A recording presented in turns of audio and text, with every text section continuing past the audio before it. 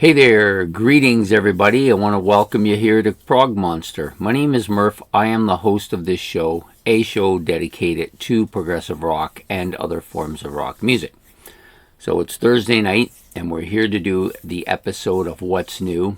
I do apologize. I've been out and just got in late. Too late to have it on time, so I do apologize for that. But we are doing another episode of What's New. And the episode we're going to do is on Neil Morse, Restoration of Joseph, Part 2. So he has a Part 1, which came out last year. I didn't review that one yet. That'll go on a recently released review, which I will do, or recent history review, which I will do probably in a month or so when I have more opportunity to do it. But this one I did listen to its entirety. I've actually phoned the record store that I usually go to and find out if they have it, and they do. So I will be picking that up at some point. I'm hoping this month, but it might not be till next month. But anyways, I have listened to the album, and I am ready to do the review.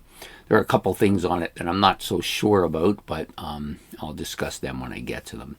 So for those of you who are new and haven't seen this before, basically it's anything that was released in the year. The calendar year is called What's New, and we are in 2024, so we are doing all albums from 2024 this year.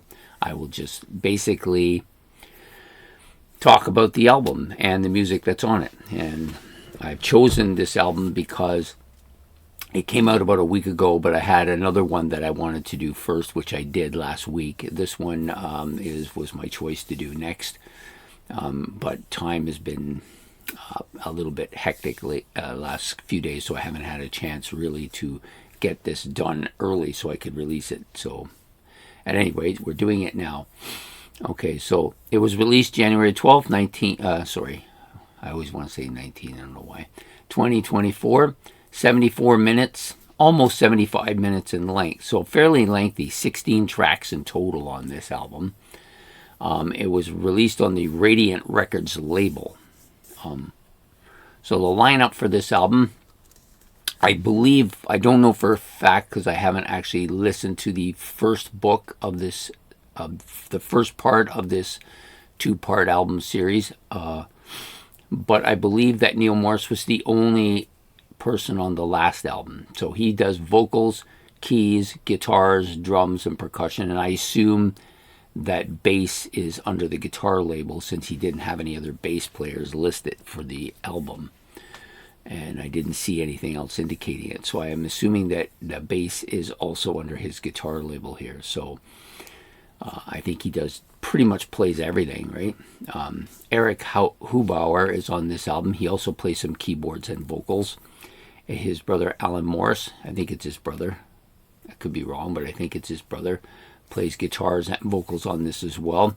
And then we have Ted Leonard, Matt Smith, Jake Lindgren, Nick DeVerangelo, and Ross Jennings on vocals. There's quite a bit of vocals on this pretty strong vocal album, I think. So if you are not familiar with this album, and I wasn't until I started checking up on it and looking at it. So this is a what do we call it? I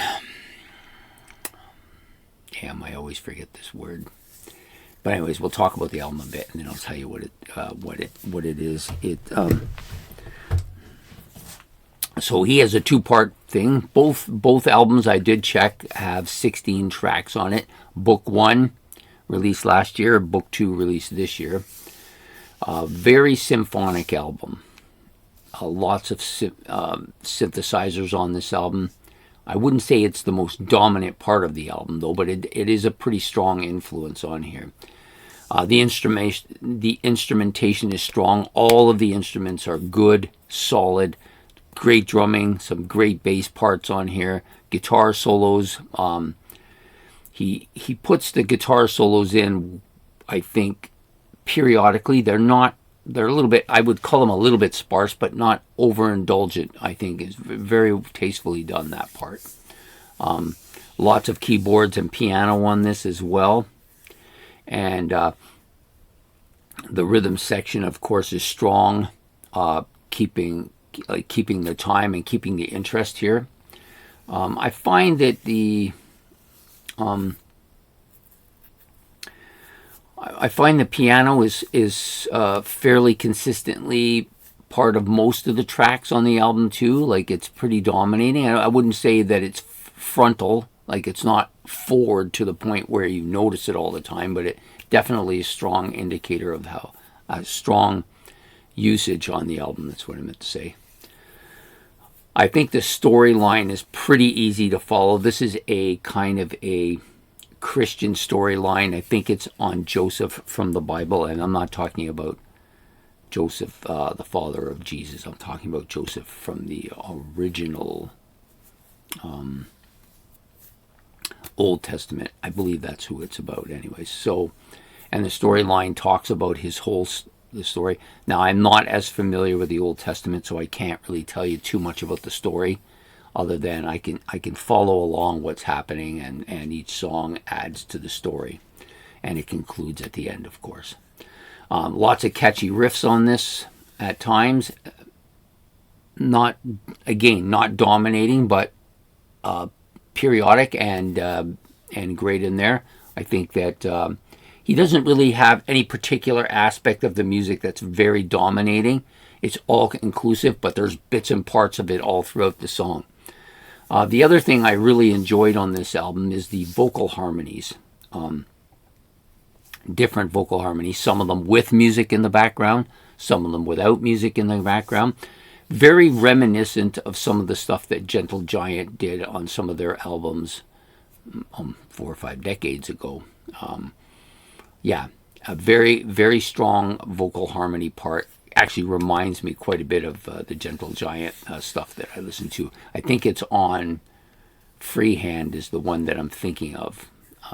That this kind of reminds me of. There's a couple of particular tracks. I'll talk about them a little bit after that he does. And just really good, really solid vocals. Lots of vocals on here. There's actually a female vocalist part on one of the tracks as well. She's not listed on the credits here, so I'm not sure what that's about or where that is, or perhaps it's a male voice that's so high it just sounds like a female voice. I'm not even sure about that, but there's no I don't believe there's a list on the track that I could find indicating who that was. So very strong Gentle Giant kind of feel to these particular harmony vocals. There is a Genesis-like part in the album too, and I marked down a couple of the tracks I wanted to go over with that this is in. So, the word I was thinking of was concept. I couldn't think of it. This is a concept from the Bible, I believe, based on the character of Joseph, who I believe is in the Old Testament. I do not consider myself a Bible connoisseur, so if you want to check that out, or perhaps if you even know, you could put that in the track below. That would help. I may go check on my own when I have a chance to do that, because I'm curious about it. But so it's a 2-part story. Part 1 is book 1, and part 2 is this one. So it's a good, solid. If you don't like Christian music, you probably won't like this. But if you like that kind of progressive kind of, if you like progressive music, you like symphonic progressive music, if you like storytelling, concept albums, you will probably like this. I actually enjoyed it quite a bit. It's an album I'm looking to get, and I would like to get both of them, so I will go and see them first. I could have ordered them online, but I tend to like to give that guy the first go around. I don't tend to like to just order. I prefer to actually buy my stuff in person. That way I can ask questions if I have to. Okay, so I'm not going to go over all 16 tracks. There's too many of them. I pretty much covered all that you're going to find on this album already. There are a couple tracks I wanted to talk about. One of them is Dreamer in the Jailhouse. I believe this and My Dream are my two favorite tracks on the album. Although the first, second, third, and fourth song I enjoyed quite a bit. This song It's got this kind of symphonic keyboard sound, which is pretty constant throughout the album. The vocals are of a high range, almost a sweet vocals on this one. That's probably why I liked it. It was a little bit different than some of the others. Some heavy guitar riffing on here, of course. And I like the angelic kind of vocals that are used throughout this album, especially on this particular song. It's got a bit of a melancholy key part, almost like a Genesis part. It's something that I think you would have heard on some older Genesis albums. I'm going to say that it's a Mellotron. That's what I'm thinking. I'm thinking it's Mellotron, but I could be wrong. But it sounds... Now, in actual retrospect, I think it's more of a key. Could be even an organ sound. The Mellotron, it tends to be a lot higher. I thought it was more like a Mellotron, but upon thinking about it, I think it's probably more like an organ. But it's really catchy, but it's also very reminiscent, very Genesis-like. It's the only part on the album that really came to my mind. So I wanted to bring that up. So we got a couple of other tracks here that I really liked and wanted to make a note of as well. So The Argument. The Argument is, I know, about the 6th track or so on the album. Starts out with this kind of voice and a storm going on at the same time, and a narrative. He's kind of telling a bit of a story. Heavy keys on this and synthesizers. This is the first of the 2 songs that kind of remind me, that has that kind of Gentle Giant harmony point. It's very strongly Gentle Giant. As soon as I heard it, that was the first thing that popped in my mind. I believe it's the Freehand album I'm thinking of too. So yeah, very dominant in this particular track. I did like this track too. And then there's a song which I think is like number 9 or 10 or maybe even 11. Bring Ben, as it's called. Another Gentle Giant-like multi-layered vocal part with a lot of harmonies right at the beginning. There's like about 5 or 6 of them doing these little parts. And there's no music in the background. It's just a vocal part. Really reminiscent of Gentle Giant. I really loved it. And the vocals, of course, are really good. Piano background, and then you start getting some piano background and some heavy bass and drum rhythm section here as it goes along this particular track. Those are the 3 tracks I just kind of wanted to read about. Most of the other stuff is very similar. Like I said, lots of symphonic. The story, of course, his vocals are very clear, really easy to hear, really easy to follow. I like that. I hate it when you're listening to an album, it's a concept album, it's telling you a story, but the vocals are obscure and you can't really hear it, so then you got to go and read it. I'd rather hear it. But yeah, really catchy. I think this is a good album. I think if I had to give it a rating, which I don't normally do, but if I had to give it a rating, I'd give it like a 3.5, maybe a 3.75. In my rating system, that would mean that it would be like a 7 to maybe a 7.5, 7.5. Yeah, so a very good album, I think. Definitely one that I would like to have in my collection. So I hope you've enjoyed this episode of What's New. So coming up, we will be doing, of course, another album next week. It's after January. It gets a lot easier because you don't have as much choices early on in the year. Everybody seems to want to release them a little later. We've got some really good ones coming out in the next couple months that I'm looking forward to not only listening to but also getting. So that's what's happening next week. We will be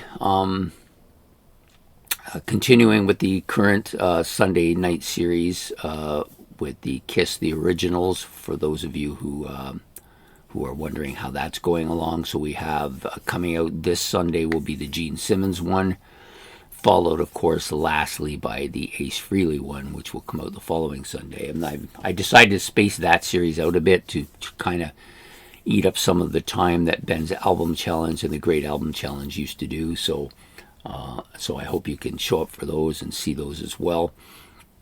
The other thing that I wanted to bring up is the Metal, which was missed last week because of the internet issue and some power issue because of the storm. That will occur Saturday night in its usual spot, and we are doing the dark cluster. I was thinking of something else, which I will talk about in a minute. So Dark Cluster will be the band that we're featuring for that episode. I hope to see you on Saturday night for that. Excuse me, the throat's getting dry. And then, of course, I'm going to be starting another mini-series. I'm not sure if it will start this Monday. That's kind of tentatively what I want to do. Start it on Monday. It's going to be a 7-part series that will run the entire week next week. And it's going to be called My 7 Masterpiece Albums by Black Sabbath. Yeah, I've been waiting to do this one for a while. I've been kind of putting it together over the last 2 or 3 months. Basically, it's just my 7 masterpiece albums and has nothing to... it's not the definitive Black Sabbath collection. We're not doing all the albums. We're just doing the 7 that are personally my own personal masterpiece albums. Other people may have different ones. That's fine. Everybody gets to listen and decide that for themselves. And then this is not a definitive one, so these aren't masterpiece albums recognized world over. This is just my own collection. So I think I've made that pretty clear. And we'll be discussing these albums. I'm going to do the same kind of thing I did with the Kiss, the originals. I'm going to use a dice roll here to determine which ones are going to go first. Ace gets to go last in that one because he rolled the lowest number. So I'm going to do the same thing here with the 7 Sabbath albums that I intend to do. And I will start that, weather permitting. Will be going next Monday. If it's not going to go next Monday, I will let everybody know on Metal on Saturday when it will be going. But I'm hoping, as long as the weather holds, that's when we're going to go. So I hope to see you then. If you like this episode, please hit the like and the subscription. It's much appreciated. Please leave any of your comments in the comment section below. That's also appreciated. Any information that you want to hand down to me, that's great as well. And hit the notification bell so you don't miss any of the content. And we will see you next Thursday night for another episode of What's New. Take care. Bye.